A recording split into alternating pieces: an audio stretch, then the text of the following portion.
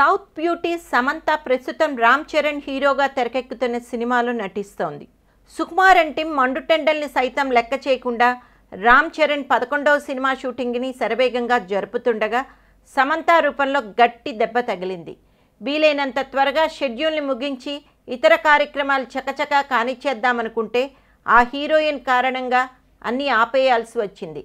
ఇతర పనులన్నీ పక్కన పెట్టేసి ఆమె సేవలోనే అందరూ మునిగిపోవలసి వచ్చింది. సమంతకు ఆరోగ్య సమస్యలు తలెత్తడంతో అనుకున్న తేదీ కంటే ముందే ఈ షెడ్యూల్కు ప్యాకప్ చెప్పేశారనే టాక్ వినిపించింది. ఇంతకీ అంతలా ఆమె ఏం చేసిందనుకుంటున్నారా? నిజానికి ఆమె తప్పు కూడా ఏం లేదు. కానీ షూటింగ్ ఆగిపోవటానికి కారణం మాత్రం సమంతానే. అవేమిటో చూద్దాం పదండి. ప్రస్తుతం ఈ సినిమా షూటింగ్ కోనసీమ ఏరియాలో జరుగుతోంది. భగభగా మండే సూర్యుడి తాపాన్ని కూడా లెక్క చేయకుండా సినిమా బెస్ట్ అవుట్పుట్ కోసం యూనిట్ మొత్తం తీవ్రంగా శ్రమిస్తోంది. చరణ్ సమంతాలు సైతం మండుటెండల్లో షూట్లో పాల్గొంటున్నారు. అయితే ఎండతాపం మరీ ఎక్కువ కావడం వల్ల సమంత వడదెబ్బకు గురైంది. ముందస్తు జాగ్రత్తలు తీసుకున్నప్పటికీ ఆమె ఉష్ణోగ్రతను తట్టుకోలేకపోయింది. దీంతో వెంటనే ఆమెకు చికిత్స అందించారు. 2 రోజుల పాటు ఆమె బాగోగుల గురించి చూసుకున్నారు.